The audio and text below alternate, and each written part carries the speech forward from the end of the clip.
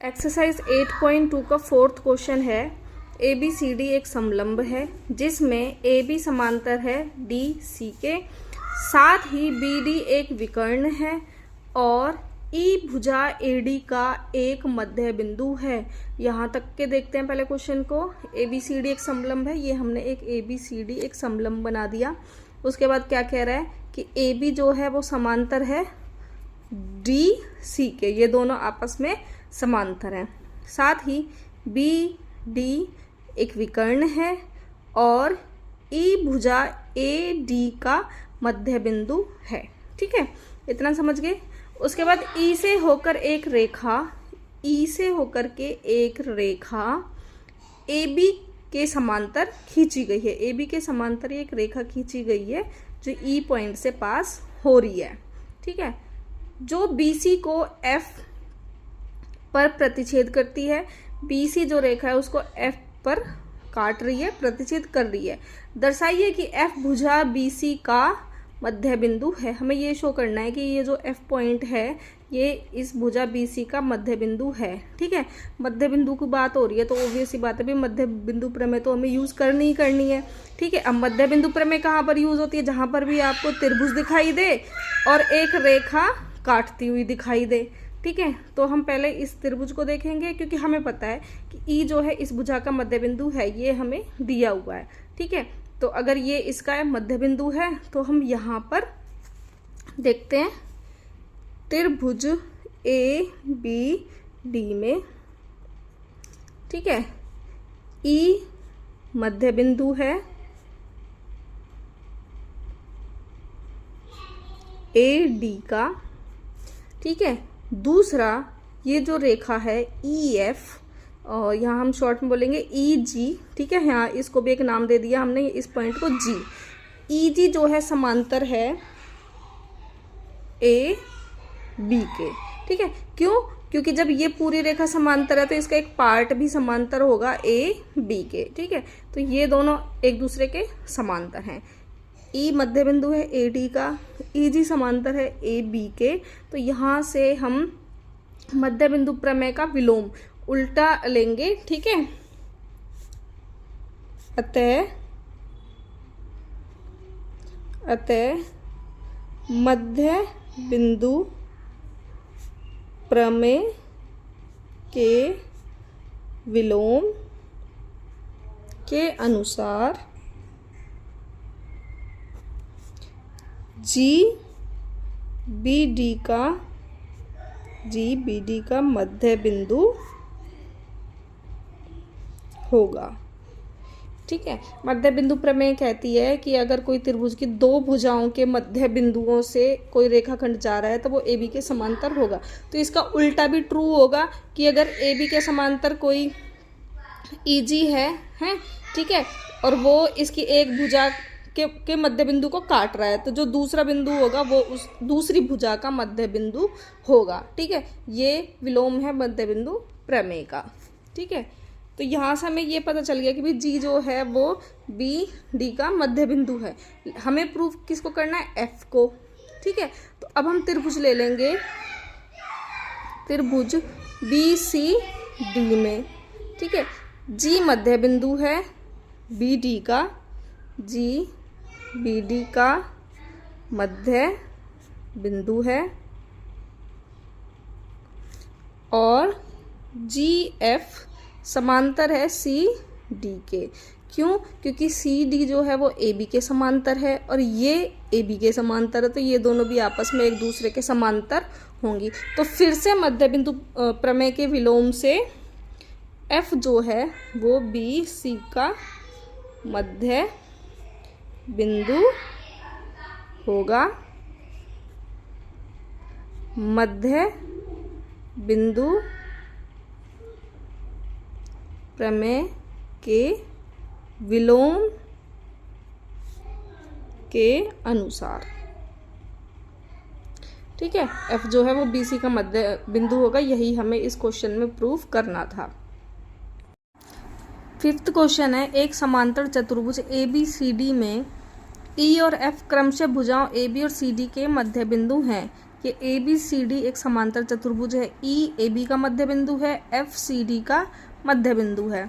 दर्शाइए कि रेखाखंड AF और EC विकर्ण BD को समत्रिभाजित करते हैं। समत्रिभाजित का मतलब है 3 बराबर हिस्सों में बांटना।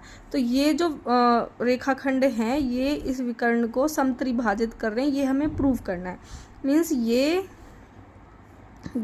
इसके बराबर होगी और ये इसके बराबर, मतलब ये तीनों आपस में बराबर होंगे, ये हमें प्रूव करना है। ठीक है, तो हमें पता है ABCD एक समांतर चतुर्भुज है, तो AB बराबर होगा CD के। ठीक है, AB बराबर होगा CD के और हाफ ऑफ AB बराबर होगा हाफ ऑफ CD के। ठीक है, और यहाँ से हाफ ऑफ AB क्या है, AE, क्योंकि ये मध्य बिंदु है। ठीक है, और हाफ ऑफ CD क्या है, FC। ठीक है, F इसका मध्य बिंदु है, तो यहाँ से ये बराबर हो गया। दूसरा, जब ये दोनों आपस में बराबर हो गए और क्योंकि ABCD समांतर चतुर्भुज है, ये भुजा बराबर है इसके, तो इस भुजा का ये जो हिस्सा है इस हिस्से के भी समांतर होगा, तो AE समांतर होगा CF के। तो ये जो AECF जो चतुर्भुज है ये कैसा होगा, एक समांतर चतुर्भुज होगा। ठीक है, अब हम देखेंगे त्रिभुज DCQ में। DCQ में हमें पता है कि जो FP है वो समांतर है CQ के। FP समांतर है CQ के, क्योंकि ये जो है समांतर भुजाएं हैं। जब ये समांतर हैं तो इसका ये वाला हिस्सा दूसरी भुजा के इस वाले हिस्से के समांतर होगा। ठीक है, और F जो है CD का मध्य बिंदु है, ये हमें दिया हुआ है। तो मध्य बिंदु प्रमेय के विलोम से जो P है वो DQ का मध्य बिंदु होगा। P DQ का मध्य बिंदु है, किससे, मध्य बिंदु प्रमेय के विलोम से। ठीक है, P DQ का मध्य बिंदु है, इसका मतलब जो DP है वो बराबर है PQ के। ठीक है, इसको फर्स्ट इक्वेशन मान लेते हैं, DP बराबर है PQ के, यहाँ से ये प्रूव हो गया। ठीक है, दूसरा ले लेंगे त्रिभुज ABP में। ABP में यहाँ से जो EQ है वो समांतर है AP के। ठीक है, क्योंकि ये भुजा इसके समांतर है, इसलिए इस भुजा का ये वाला जो हिस्सा होगा इस वाले हिस्से के समांतर भी होगा। ठीक है, EQ समांतर है AP के और E जो है वो ये E किसका मध्य बिंदु है, AB का। EAB का मध्य बिंदु है। तो फिर से मध्य बिंदु प्रमेय के विलोम से Q जो है वो BP का मध्य बिंदु हो जाएगा। Q BP का मध्य बिंदु है। मध्य बिंदु प्रमेय के विलोम से। तो यहाँ से अगर Q BP का मध्य बिंदु है, इसका मतलब BQ बराबर है PQ के, BQ बराबर है PQ के। ये सेकंड आ गई। ठीक है, अब फर्स्ट और सेकंड इक्वेशन से DP बराबर है PQ के और BQ बराबर है PQ के, तो DP बराबर हो जाएगा BQ के। ठीक है, DP बराबर हो जाएगा BQ के और बराबर हो जाएगा PQ के। ठीक है, तो यहाँ से ये तीनों बराबर हो गए। इसका मतलब ये जो रेखाखंड है ये BD को समत्रिभाजित कर रहे हैं। ठीक है, समीकरण 1 और 2 से DP बराबर हो जाएगा PQ के और ये बराबर हो जाएगा BQ के। ठीक है, यही हमें प्रूफ करना था। 6th क्वेश्चन है, ABC एक त्रिभुज है जिसका कोण C समकोण है। ठीक है, ABC एक त्रिभुज जिसका C समकोण है।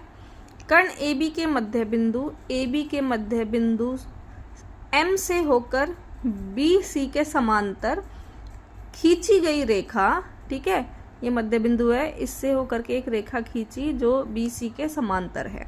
ठीक है, AC को D पर प्रतिच्छेद करती है। दर्शाइए कि D भुजा AC का मध्य बिंदु है। दूसरा, MD जो है वो परपेंडिकुलर है AC के। और तीसरा प्रूफ करना है कि CM बराबर है MA के और ये बराबर है हाफ ऑफ AB के।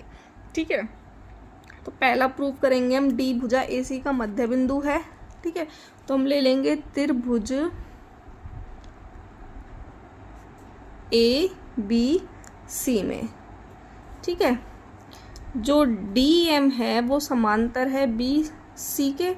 ठीक है, ये दिया हुआ है, ये रहा, M से होकर जो रेखा खींची गई वो BC के समांतर खींची गई है। ठीक है, दूसरा ये समांतर हो गई। M जो है मध्य बिंदु है AB का मध्य बिंदु है। ठीक है, तो मध्य बिंदु प्रमेय के विलोम से D AC का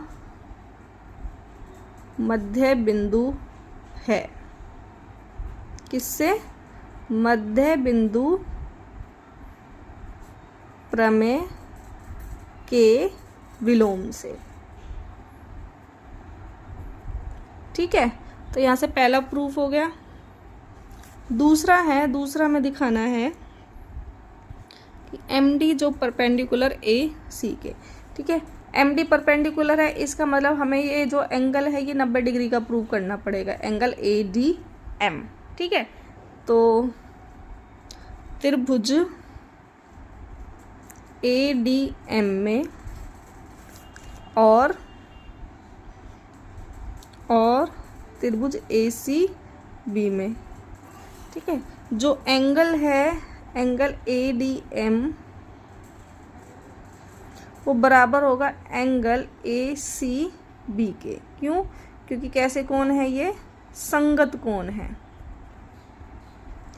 ठीक है, ये जो है ये समांतर रेखाएं हैं और ये एक तिर्यक रेखा है, तो यहाँ से ये जो एंगल बनेगा, ठीक है, और ये जो एंगल है ये कैसा है, दोनों एंगल कैसे, संगत कोण। और ACB क्या है, 90 डिग्री का, तो यहाँ से ADM कितने का हो जाएगा, 90 डिग्री का, क्योंकि ACB कितने का है, 90 डिग्री का। ठीक है, अब ये अगर 90 डिग्री का है इसका मतलब MD जो है वो परपेंडिकुलर है AC के, MD परपेंडिकुलर है AC के। ठीक है, थर्ड प्रूव करना है हमें कि CM बराबर है MA के और ये बराबर है AB के आधे के। ठीक है, तो CM और AM ये इक्वल प्रूव करने, तो हम इन दोनों त्रिभुज को ले लेंगे, त्रिभुज ADM और CDM में। ठीक है, हमें पता है पीछे हमने प्रूव कराया कि D जो है AC का मिड पॉइंट है, मध्य बिंदु है, तो AD बराबर होगा CD के।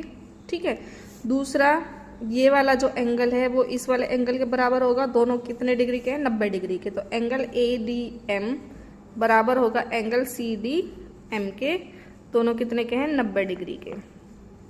ठीक है, उसके बाद DM बराबर है DM के, क्योंकि ये इन दोनों त्रिभुज की उभयनिष्ठ भुजा है, उभयनिष्ठ भुजा। तो यहाँ से ये प्रूव हो गया कि त्रिभुज ADM सर्वांग है त्रिभुज CDM के थ्रू SAS से। ठीक है, अब अगर ये दोनों सर्वांग है, ये सर्वांग है, तो AM जो है वो बराबर होगी CM के। ठीक है, ये भुजा इस भुजा के बराबर होगी। ठीक है, और यही हमें प्रूव करना था कि CM बराबर होना चाहिए MA के। ठीक है, ये हो गया। अब दूसरी बात, जो MA है वो ए बी का आधा है, क्योंकि एम क्या है, मिड पॉइंट है, मध्य बिंदु है ए बी का, इसलिए ए एम या एम में आधा होगा ए बी के, तो इसको हम ये भी लिख सकते हैं हाफ ऑफ ए बी। ठीक है, तो यहाँ से थर्ड ये प्रूफ हो गया।